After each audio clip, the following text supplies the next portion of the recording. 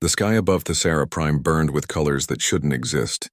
Purple and green fire rained down from orbit as the Kryloth warships tore through the planet's defenses like paper. In the capital city's command center, General Vorath watched his world die on a dozen screens at once. All defensive platforms destroyed, an officer reported, his voice shaking. The orbital ring is gone.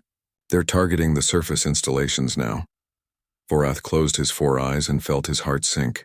Thessara Prime had the second strongest military in the known galaxy. They had prepared for this invasion for months after watching the Kryloth hegemony sweep through the outer rim. 47 worlds had fallen to these conquerors. 47 civilizations brought to their knees. Thessara Prime was supposed to be different. They had energy shields that could withstand nuclear strikes. They had quantum-linked defense grids. They had 3 million soldiers ready to fight. The battle had lasted 4 hours. "Send the surrender signal," Vorath said quietly. On the bridge of the hegemony flagship Eternal Dominion, War Master Zethus watched the enemy's white flag appear on his displays. His lipless mouth curved into something like a smile. The Kryloth were tall, thin creatures covered in dark scales. Their eyes glowed red in the dim light of the bridge. "Another world kneels," Zethus said to his second-in-command. "Log the time. 4 hours and 17 minutes from first contact to surrender. Acceptable." The Thessarans had a strong reputation, the second-in-command noted, yet they fell as easily as the others. Zethus nodded. "Fear is our greatest weapon." They knew what happened to those who resisted. They knew resistance was futile. This knowledge breaks them before we fire the first shot. He walked to the star map that dominated the center of his bridge. Dozens of worlds glowed red, marking hegemony conquests. Zethus studied the remaining independent systems, his claw tapping against the display. "The Terran fringe," he said finally. "These humans. What do we know?" An intelligence officer brought up new data. "A young species, War Master. They've only had faster-than-light travel for 200 years. Their technology is outdated by our standards. They control 23 colony worlds, most of them poor in resources. Military strength? Minimal. Their fleet is spread thin, protecting shipping lanes from pirates. They've never fought a major war against another spacefaring species." Zethus studied the human territory. It was small, tucked away in a corner of the galaxy that nobody wanted. The worlds were described as barely habitable in the reports. Thin atmospheres, harsh weather, minimal precious metals. "Why did they settle such terrible worlds?" Zethus asked. The intelligence officer made a gesture equivalent to a shrug. "Our analysts believe humans have an unusually high tolerance for hardship. They seem to prefer challenging themselves rather than seeking comfort." "Foolish," Zethus said, "but it matters little. We will add their worlds to the hegemony. Assign Battle Group 7 to the human campaign. That should be more than sufficient." "Battle Group 7, War Master? That's only 12 ships." "These humans are primitives," Zethus replied. "We conquered Thessara Prime with 15 ships. The humans will surrender even faster, perhaps in 2 or 3 hours." The order went out across the hegemony communication network. Battle Group 7 received its assignment and began the journey toward human space. They expected an easy victory. They expected another quick surrender. They had no idea what was coming. 3 days away from the nearest military outpost, Captain Sarah Chen was having a very bad morning. The Persephone's Gambit had suffered a coolant leak in the number 3 cargo hold, and the automatic repair systems had decided this was the perfect time to malfunction. "Wu, please tell me you can fix this without venting the entire hold into space," Sarah said into her communicator. Her chief engineer's voice crackled back. "I can fix it, Captain. But you're not going to like how." "I never like how. Just do it." Sarah Chen was 42 years old and had been flying cargo ships since she was 19. The Gambit was her 3rd ship and by far the oldest. The vessel was 60 years old, built before Sarah was even born. Its hull was covered in patches and welds. Its engines made concerning noises. Its life support system had moods, but it was her ship, and she loved it. Sarah sat in the captain's chair and reviewed their route. They were hauling mining equipment to New Coventry, a remote colony that specialized in rare mineral extraction. It was boring work, but it paid the bills. Her crew of 8 were good people, experienced spacers who knew how to handle an aging ship. The bridge door opened and her first officer, James Park, entered with 2 cups of coffee. Thought you could use this, he said, handing her one. You're a saint, Sarah replied, taking a grateful sip. How's the cargo? Secure? Pa says he'll have the coolant leak fixed in an hour. James paused. We're getting some strange reports on the long-range channels. Strange how? Distress signals from the inner colonies. Something about an invasion fleet. James pulled up the communication logs on his tablet. It's probably nothing. You know how rumors spread. Sarah felt a cold weight settle in her stomach. Show me. The reports were fragmented and hard to verify, but they all said the same thing. An alien fleet had entered human space. Multiple colonies had gone dark. Ships that went to investigate hadn't returned. This is the Kryloth hegemony, Sarah said quietly. It has to be. I've been following the news from the Outer Rim. They've been conquering everything in their path. Surely our military can handle them, James said, but his voice lacked conviction. Sarah pulled up a star map and felt her blood run cold. Our fleet is weeks away. They're deployed in the far reaches dealing with pirate activity. She zoomed in on the map, tracing possible invasion routes. If the hegemony comes through the Tanis corridor, there's nothing between them and Earth. How long until they reach the core worlds? If they move fast, a week. Maybe less. James set down his coffee cup. What do we do? Sarah looked at her worn, patched, barely functioning cargo ship. She looked at the route to safety. Then she looked at the map showing the Tanis corridor, the narrow passage that led to humanity's heart. Get me Admiral Holland on the command frequency, she said, and tell the crew to prepare for a course change. Where are we going? Sarah's jaw tightened. To buy humanity sometime. 3 days later, War Master Zethus received his first report from the human campaign. Battle Group 7 had entered the Tanis corridor and was making excellent progress. 4 human colonies had been neutralized without resistance. The populations had evacuated before the hegemony arrived. They run, Zethus observed. Like all prey species, they abandon their nests and flee. The humans appear to be retreating toward their core worlds, his intelligence officer reported. We're following the only viable hyperspace route through this region. At current speed, we'll reach their primary worlds in 72 hours. And their military response? None yet. We believe their fleet is still days away from an effective defensive position. Zethus felt a flicker of disappointment. He had hoped for at least a token resistance, some small battle to relieve the monotony, but these humans seemed content to simply run away. Continue the advance, he ordered. Let's finish this campaign and move on to more interesting conquests. But as Battle Group 7 approached the Epsilon Gate, the narrow gravitational choke point in the Tanis corridor, Zethus's sensors detected something unexpected. A single ship waited in their path. One small, old cargo hauler. Zethus stared at the display, confused. Is this a malfunction? No, War Master. We're receiving a transmission from the vessel. Put it through. A human female's voice filled the bridge, speaking an accented but clear hegemony standard language. This is Captain Sarah Chen of the Terran vessel Persephone's Gambit. You are entering Terran space without authorization. Turn back now or be destroyed. For a moment, Zethus couldn't process what he was hearing. Then he began to laugh. His officers joined him, the bridge filling with harsh Kryloth laughter.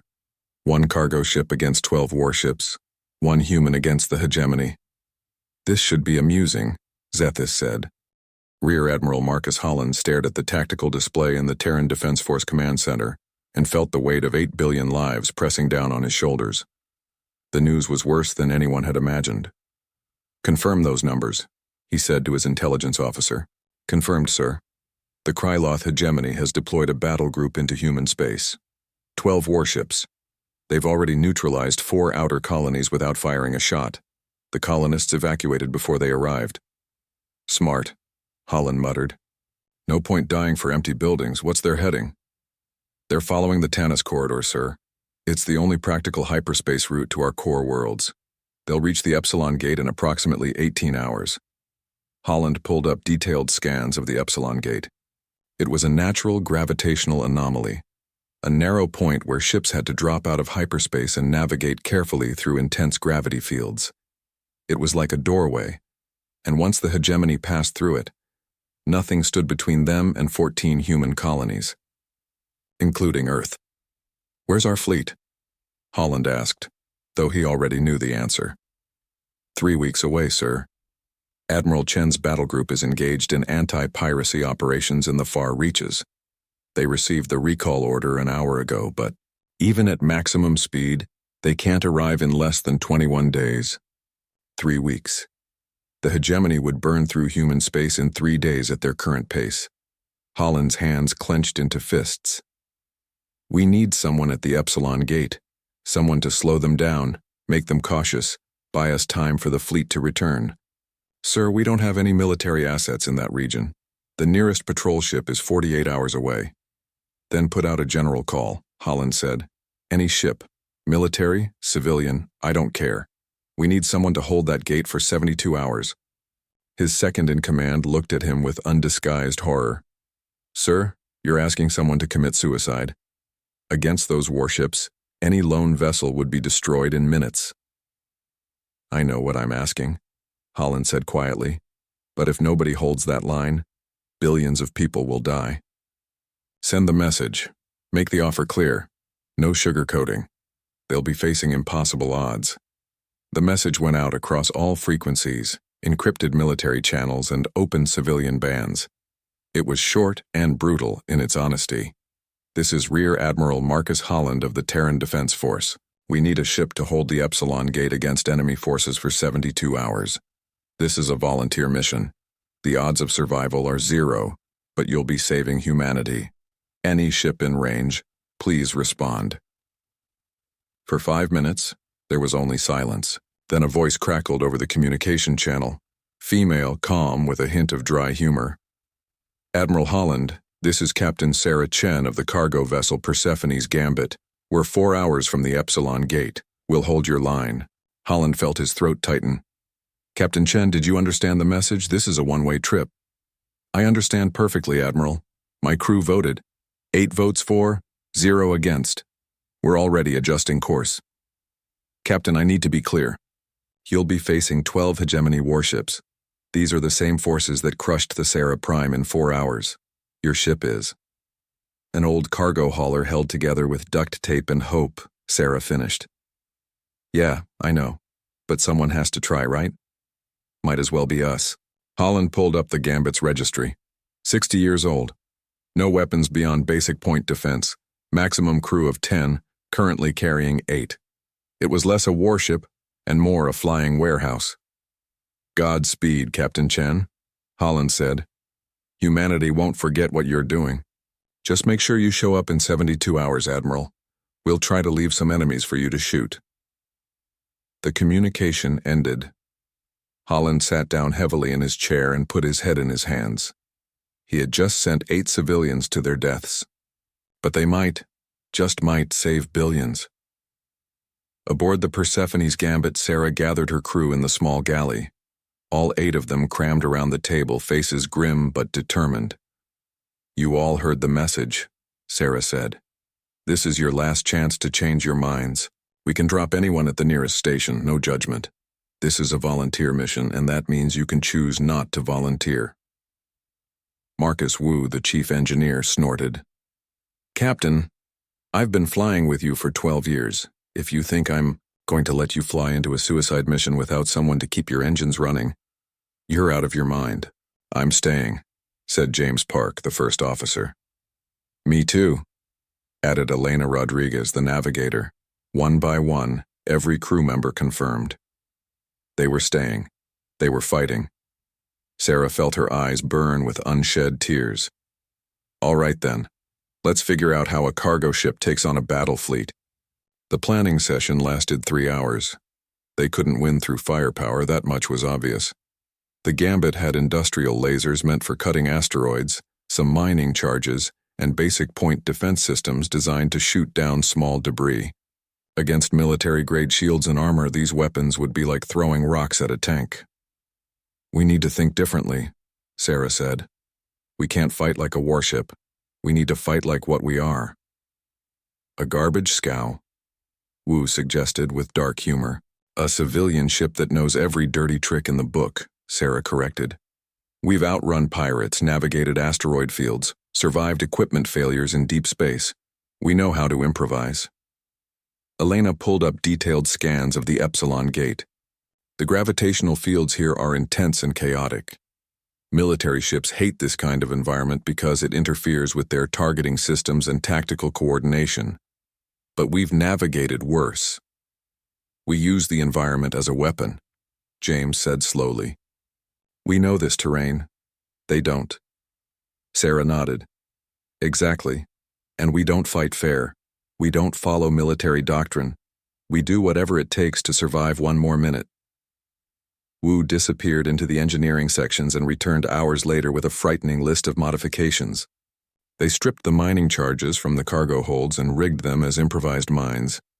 They boosted the power on the industrial lasers by bypassing safety systems. They reprogrammed the point defense to fire longer bursts, even though it would burn out the systems faster. I'm cannibalizing the escape pods, Wu announced. We can reroute their reactor cores to give us a 30% boost in power. We won't have any escape pods left, Sarah pointed out. Wu met her eyes. Captain, we both know nobody's escaping this. Might as well use the resources where they matter. Sarah wanted to argue, but he was right. She nodded. The Gambit arrived at the Epsilon gate with 2 hours to spare. Sarah positioned the ship carefully in the center of the gravitational channel, right where enemy ships would have to pass. She released dozens of cargo containers filled with metal debris and reflective materials, creating a field of sensor-confusing clutter. It's not much, Elena said, looking at their preparations. No, Sarah agreed. But it's what we have. Everyone to stations. Check your suits. Once the shooting starts, we'll be taking hull breaches. The crew dispersed. Sarah sat in her captain's chair and pulled up a picture on her personal screen. Her daughter, smiling, standing in front of her university. 22 years old now, studying to be a teacher. She lived on Earth. I'm doing this for you, baby, Sarah whispered. The sensors began screaming. 12 massive signatures dropped out of hyperspace at the edge of the gate. The hegemony had arrived. Sarah opened a communication channel. She'd practiced this speech in her head for the last few hours, trying to sound confident, trying to sound like someone who could stop an invasion fleet. This is Captain Sarah Chen of the Terran vessel Persephone's Gambit. You are entering Terran space without authorization. Turn back now, or be destroyed. For a long moment, there was no response. Then Sarah heard it. Laughter. Harsh, alien laughter filling her communication channel. A translated voice spoke, dripping with contempt. One cargo ship threatens the hegemony? This is amusing. I am War Master Zethus. Surrender now and we will grant you a quick death. Sarah smiled grimly. You want us? Come and get us. She cut the channel and turned to her crew. Here we go. Remember the plan. We survive 1 minute at a time. Make every second count. On the tactical display, one of the hegemony destroyers broke formation and accelerated toward them. The battle for Epsilon Gate had begun. Sarah's hands flew across her controls. Elena, plot a course through Grid 7. Wu, I need those lasers ready to fire on my mark. Ready, Captain. The destroyer closed to weapons range and opened fire. Energy bolts streaked through space, brilliant and deadly. Sarah yanked the Gambit hard to starboard, using the gravitational eddies of the gate to pull them into an unexpected angle. The enemy fire missed by 50 meters. Their targeting computers aren't compensating for the gravity fluctuations, James reported. They're fighting by their sensors, not their instincts. Then let's make their sensors useless, Sarah said. She triggered one of the prepared cargo containers. It exploded, releasing a cloud of reflective chaff that scattered the destroyer's targeting beams. In the confusion, Sarah brought the Gambit in close. Dangerously close. So close she could see details on the enemy hull. Woo! Now! The industrial lasers fired, not at the destroyer's shields, but at the magnetic mines they'd planted on debris floating in the chaff field. The mines activated, pulled toward the destroyer's metal hull by their magnetic locks, and detonated. The explosion wasn't large enough to destroy the warship, but it didn't need to be. The shaped charges directed toward Master Zethus stared at the destroyed destroyer and felt something he hadn't experienced in years. Surprise. Not fear. Not yet. But genuine surprise. Report, he demanded. His tactical officer scrambled to analyze the battle.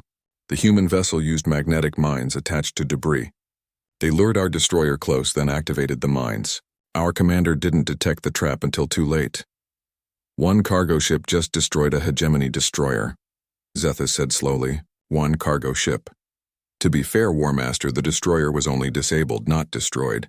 Zethus's clawed hand slammed down on his command console.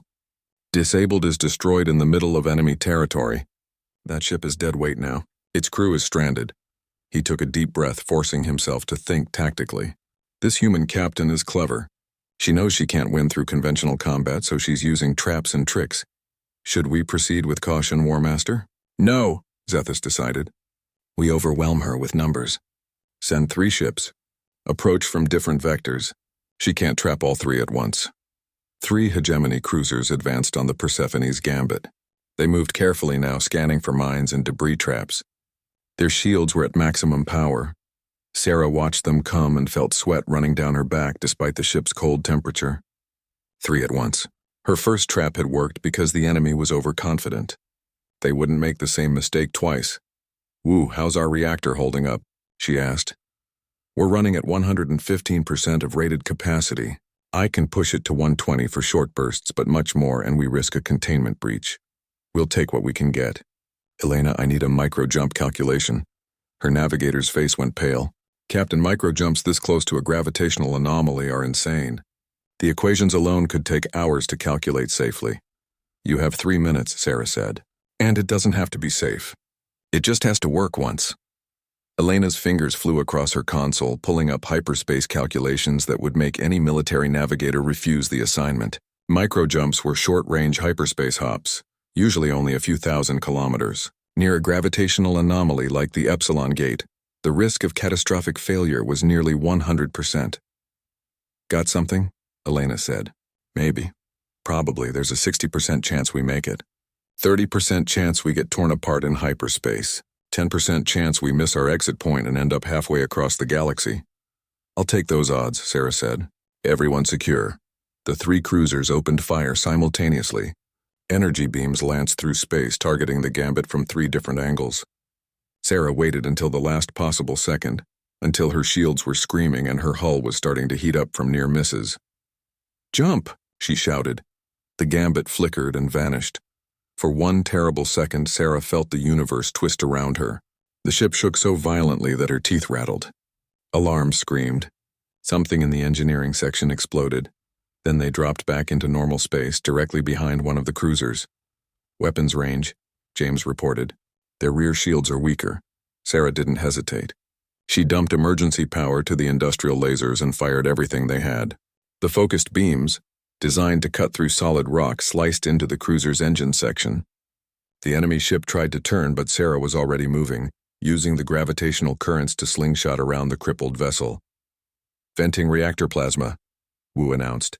The gambit released a cloud of superheated gas from its damaged systems, creating a blinding fog that confused sensors and blocked targeting. The second cruiser fired blind, hitting its own damaged companion instead of the gambit. "2 down," Sarah muttered. "1 more." But the third cruiser had anticipated her move. It was already in position, weapons locked. Sarah saw the energy build up and knew she couldn't dodge in time. "Brace for impact." The beam hit the gambit amidships. Shields failed instantly. Armor plating melted. Atmosphere vented from 3 compartments. The ship spun wildly, tumbling through space. Sarah fought the controls, barely managing to activate emergency thrusters. "Damage report." "We've lost cargo sections 2 and 4, James called out. "Hull breaches on decks 1 and 3. Medical bay is gone. Point defense is offline. Casualties?" A long pause. Chen and Martinez were in the medical bay. Sarah felt her heart sink. 2 dead already. She'd known it was coming, but knowing didn't make it easier. "Seal those sections." "Ooh, can we still fight?" "Give me 5 minutes to reroute power around the damaged systems." "You have 3. The remaining cruiser was circling, preparing for a kill shot. Sarah used what little maneuvering power she had left to hide behind a floating piece of debris, buying time. War Master Zethus watched the tactical display with growing frustration. His 3 cruisers had engaged the cargo hauler. 2 were now disabled or destroyed. The third was taking its time, preparing to finish the human ship properly. "This is unacceptable," Zethus said. "How is one primitive vessel causing this much damage?" The human captain is not fighting rationally, his intelligence officer reported. She's taking risks that no military commander would take. The micro-jump alone should have been fatal. Our tactical computers rate its success probability at less than 0.01%. Then their computers are better than ours. No, War Master. According to our scans, their navigational computer is 60 years out of date. We believe the human calculated that jump manually. Zethus turned to stare at his officer. Manually? A hyperspace calculation with that many gravitational variables? That's impossible. Nevertheless, she did it. For the first time, Zethus felt a flutter of concern. This human captain was either incredibly lucky or incredibly skilled. Either way, she was dangerous. Send 2 more ships, he ordered. I want that cargo hauler destroyed now. Sarah counted the approaching signatures on her sensors. 5 ships total now, including the one that had damaged them. The odds were getting worse. Wu, please tell me you have good news. Define good, Wu replied. The lasers are back online. The reactor is stable. Assuming stable means held together by optimism and expired warranty stickers. And I found 2 more mining charges we can use. That'll have to do. Elena, where's the nearest gravity well? 2,000 kilometers to port. It's a strong one. Sarah studied the approaching enemy formation. They were being more careful now, maintaining formation, covering each other's weak points. She couldn't pick them off one by one anymore. Time for a different approach. We're going to do something stupid, Sarah announced. James, I need you to aim our forward cameras at the lead ship and broadcast on all frequencies. Open channel, no encryption. Captain, trust me. Wu, overload the reactor safeties. I want maximum power to engines even if it means we blow up in 5 minutes. Done. We'll blow up in 5 minutes. Sarah took a deep breath and opened the communication channel. War Master Zethus, I'm guessing that's you in the lead ship. I've got a proposal. Zethus's translated voice came back immediately. You dare speak to me, human? I dare because I'm the one who just destroyed 3 of your ships, Sarah shot back. Here's the deal. You want to get through this gate. I want to stop you. But there's a third option neither of us has considered. And what option is that? Sarah smiled grimly. We both die right here, right now. I've overloaded my reactor. In 4 minutes, this ship is going to explode with enough force to destabilize the gravitational fields of this entire gate. The resulting collapse will destroy every ship in a 10,000-kilometer radius, including yours. It was a complete bluff. The Gambit's reactor didn't have nearly enough power to cause that kind of damage, but Zethus didn't know that. You're lying, Zethus said, but Sarah heard the uncertainty in his voice. Am I? Your sensors can see my reactor output. It's climbing. You know what happens when a fusion reactor goes critical near a gravitational anomaly. The cascade effect is unpredictable. Sarah let her words sink in. So here's my proposal. Turn around. Leave human space, and we all get to live. You would sacrifice your own life? In a heartbeat. That's what humans do, War Master. We protect our own. There was a long silence. Sarah watched her sensors, wondering if Zethus would call her bluff. Finally, the War Master spoke. You are either very brave or very foolish, human. But I did not rise to command by taking unnecessary risks. We will withdraw. For now. Smart choice, Sarah said, keeping her voice steady despite the relief flooding through her. The hegemony ships began to pull back, repositioning away from the gate. Wu, shut down the reactor overload before we actually explode, Sarah said quietly. Already done, Captain. Though for the record, we were never going to explode. Best case scenario, we would have just lost power. They didn't need to know that. James was staring at her. Captain, they're actually withdrawing. You bluffed a battle fleet. Don't celebrate yet, Sarah warned.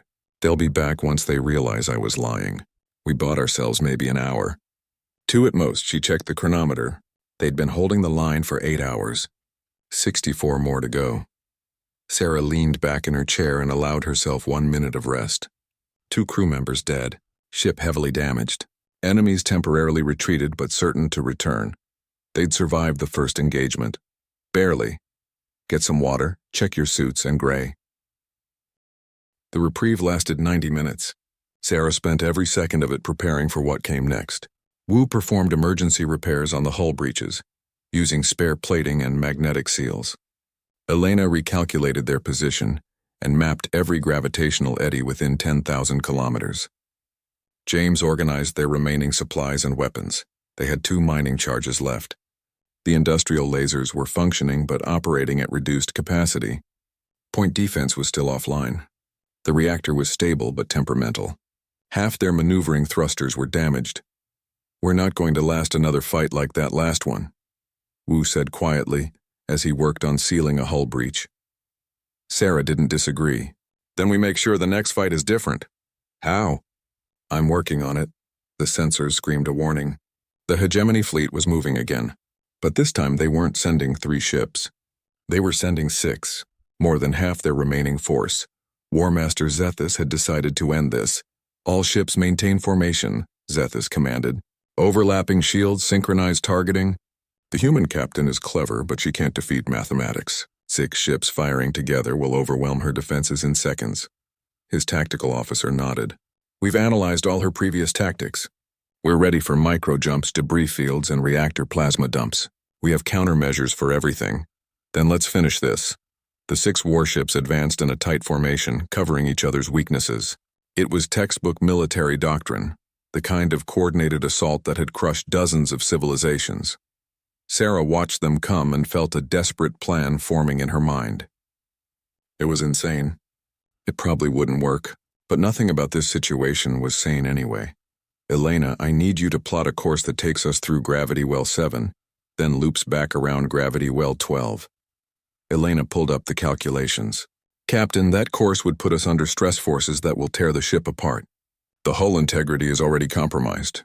We won't survive those gravitational shears." "The hull won't survive," Sarah agreed, "but we don't need the whole ship to survive. We just need the forward section with the bridge and engines." "Wu, can you set up an emergency separation of the cargo sections?" Wu's eyes widened.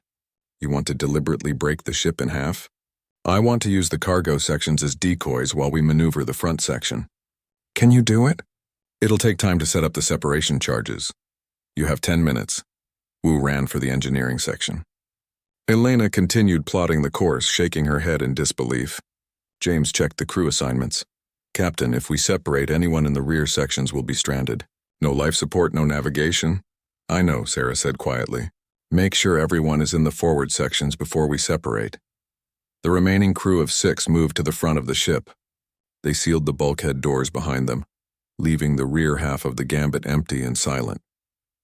Sarah tried not to think about the fact that she was about to destroy half her ship. The Gambit had been her home for 15 years. But homes could be rebuilt. People couldn't. "Separation charges ready," Wu reported. "Captain, are you sure about this?"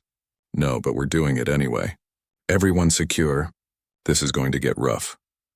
The hegemony formation reached weapons range. 6 ships, all targeting the Gambit simultaneously. "Enough firepower to vaporize a small moon." "Fire," Zethus commanded. Energy beams lanced through space.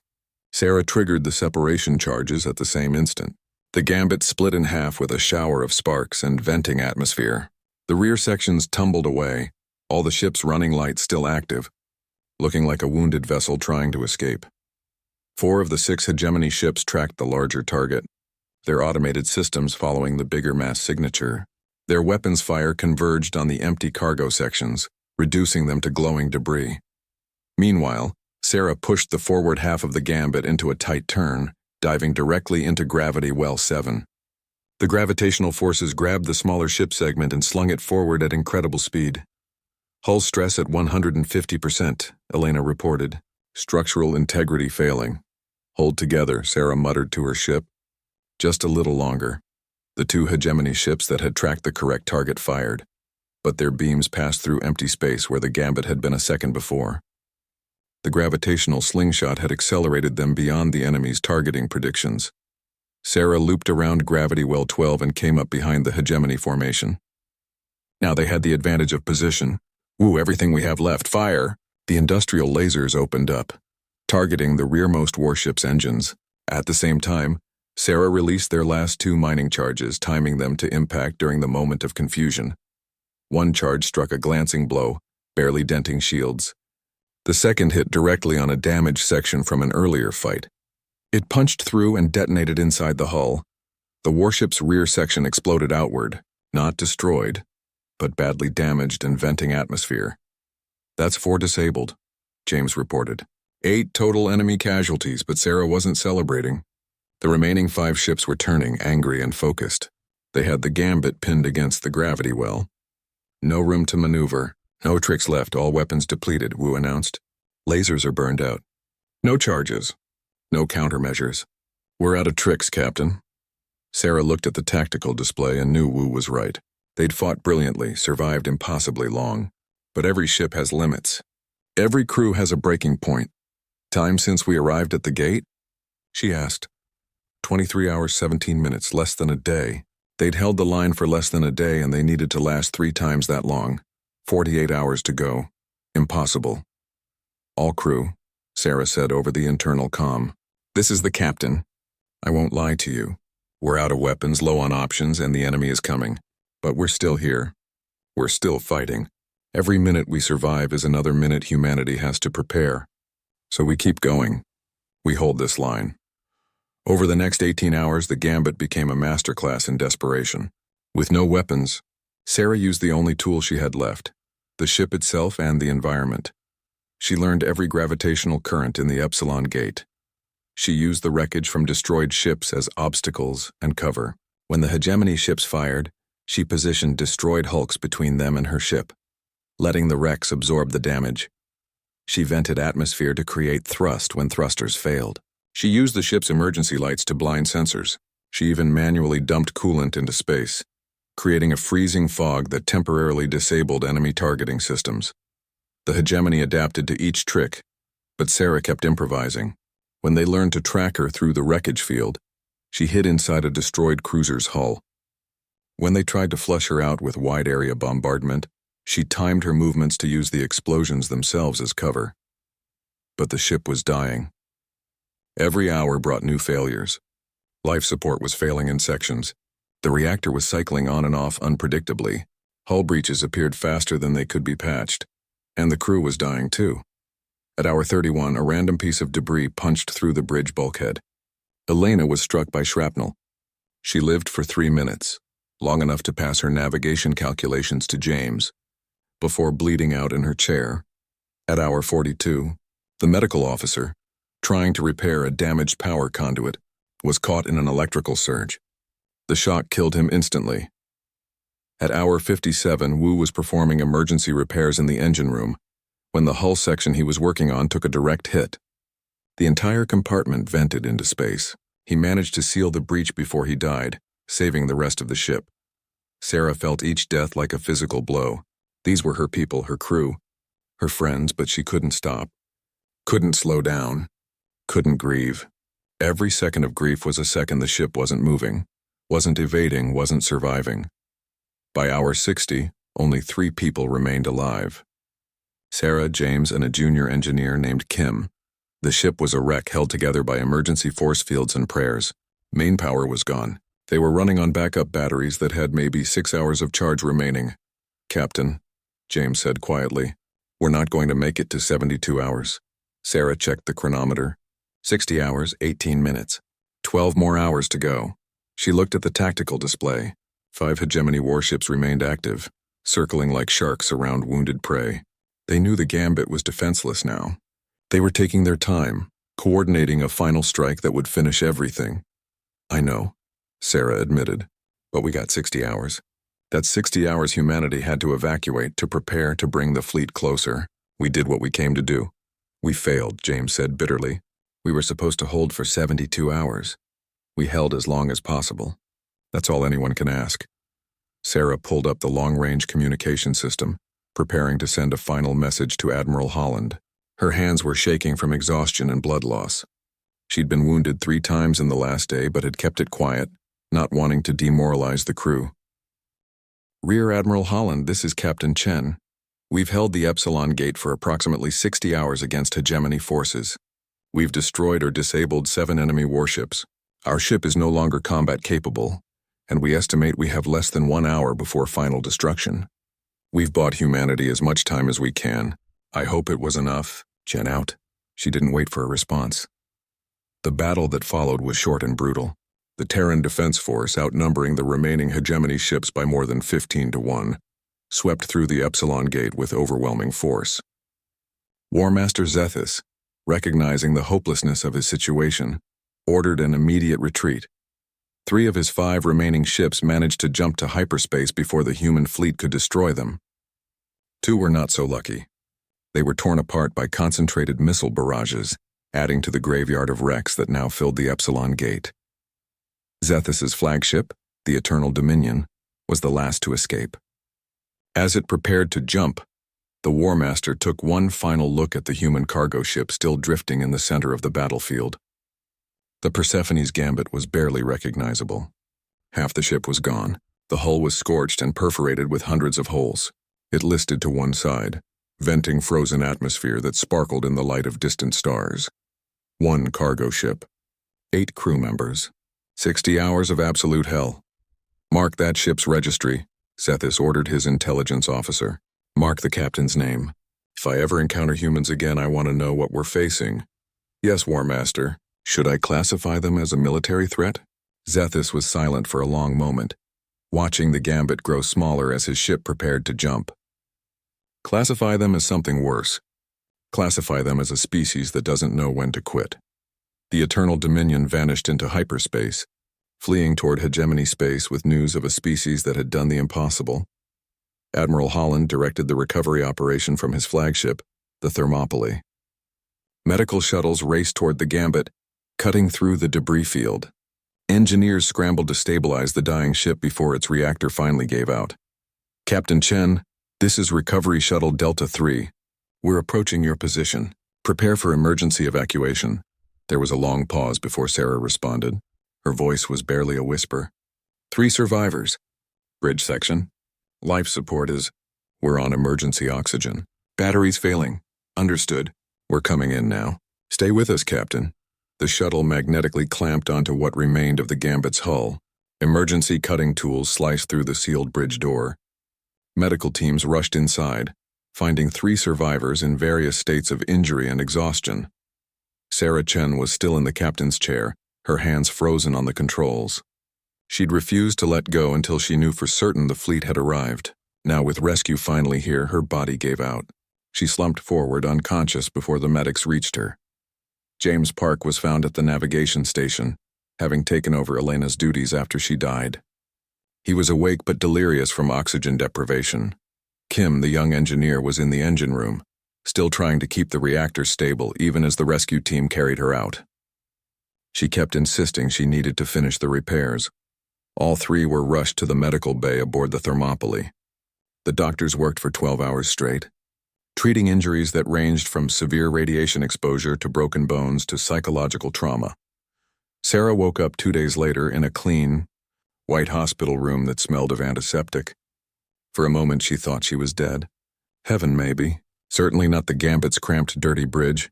Easy, Captain, a gentle voice said. Admiral Holland sat in a chair beside her bed. You're safe. You're aboard my flagship. My crew? Sarah's throat was raw, her voice barely working. James Park is recovering. Some broken ribs, severe exhaustion, but he'll make a full recovery. Kim is doing well considering. Physically fine, though the psychologists want to work with her. Holland paused. The other 5 didn't make it. I'm sorry, Sarah closed her eyes. She'd known, of course. She'd watched them die. But hearing it confirmed made it real in a way that hurt worse than any physical injury. We held the line, she whispered. You did more than that, Holland said. You destroyed or disabled 8 hegemony warships with a cargo vessel. Your stand gave us the time we needed to recall the fleet and mount a proper defense. Captain Chen, you saved billions of lives. I lost 5 of my crew. I know, and every one of them died a hero. Holland leaned forward. The hegemony has withdrawn from human space. Their remaining ships fled back through the outer rim. Intelligence suggests they've reclassified humanity as a major threat. They're not coming back. Sarah processed this information slowly. The mission was over. They'd succeeded. Humanity was safe, so why did she feel so empty? Over the next few weeks, as Sarah recovered, she learned the full scope of what had happened. The news of her stand at the Epsilon Gate had spread throughout human space like wildfire. People were calling her a hero. The government wanted to give her medals. Military academies wanted to study her tactics. The wreckage of the Persephone's Gambit was carefully recovered and transported to Earth. Engineers examined every damaged system, every improvised modification, trying to understand how such an old ship had survived so long against overwhelming odds. It shouldn't have been possible, one engineer told Sarah during her recovery. Your ship was held together by patch welds and hope. By all calculations, it should have been destroyed in the first engagement. Hope is stronger than calculations, Sarah replied quietly. When Sarah was finally well enough to leave the medical bay, she was invited to a formal ceremony aboard the Thermopylae. She went reluctantly, uncomfortable with the attention. She didn't feel like a hero. She felt like a cargo captain who'd survived when her crew hadn't. The ceremony was attended by hundreds of people, officers, politicians, journalists. Sarah stood at attention in a borrowed dress uniform, feeling out of place. Admiral Holland spoke first, recounting the battle in detail. Then the Terran Prime Minister took the podium. Throughout human history, the Prime Minister said, there have been moments when ordinary people are called upon to do extraordinary things. Captain Chen and her crew answered that call. They stood between humanity and destruction. They held a line that should not have held. They fought a battle they could not win. And through their sacrifice, they saved us all. Sarah received the Terran Star, the highest military honor humanity could bestow, even though she'd never been in the military. James, Park, and Kim received the same. The 5 dead crew members were awarded posthumously: Wu, Elena, Chen, Martinez. The medical officer whose name Sarah couldn't say without her voice breaking. After the ceremony, as people congratulated her and shook her hand, Sarah felt disconnected from it all. They were celebrating a victory, but all she could think about was the cost. Later that evening, she stood in the observation deck of the Thermopylae, looking out at the stars. The Epsilon Gate was visible in the distance, still cluttered with debris from the battle. Not enjoying the party? A voice asked. Sarah turned to find an older woman in captain's uniform. The name tag read Martinez. You're related to... Sarah started. My nephew, the woman said quietly. Diego Martinez. He was your medical officer. I'm so sorry, Sarah said, the words inadequate but all she had. Don't be. Diego died doing what he believed in. Protecting people. That's all he ever wanted. Captain Martinez looked out at the stars. I wanted to thank you for giving him a chance to make a difference, for leading them well. I got 5 people killed. No. You gave 5 people the opportunity to save billions. There's a difference. The older captain smiled sadly. Diego sent a message before the end. He said he was proud to serve with you. He said if he had to die, at least it mattered. Sarah felt tears burning her eyes. It mattered. They all mattered. The 2 captains stood together in silence, mourning the dead and honoring the sacrifice. Weeks turned into months. Sarah's physical injuries healed, though the psychological scars took longer. The Terran government offered her any position she wanted. Command of a warship, an admiral's rank, a teaching position at the academy. Sarah declined them all. I'm a cargo hauler, she told Admiral Holland. That's all I've ever been. That's all I want to be. You're a hero, Holland insisted. Heroes are people who do extraordinary things. I just did what needed doing. Sarah managed a slight smile. Besides, the galaxy still needs people to haul cargo. Eventually, she received a new ship. The Terran government built it specifically for her, a cargo vessel with state-of-the-art systems and the latest technology. They wanted to call it Persephone's Gambit 2 or The Last Stand or something appropriately dramatic. Sarah named it Remembrance. Before she left on her first cargo run, Sarah visited the Naval Museum on Earth where the remains of the original Gambit were on display. The ship had been partially reconstructed, showing the damage and the improvised modifications her crew had made. Thousands of people visited every day. School children stood in awe. Veterans saluted. Everyone wanted to see the ship that had held the line. Sarah walked through the exhibit alone, touching the scarred hull plating, seeing the bridge where Elena had died, the engine room where Wu had made his last repairs. A plaque near the entrance read, The Persephone's Gambit. Crew of 8 held the...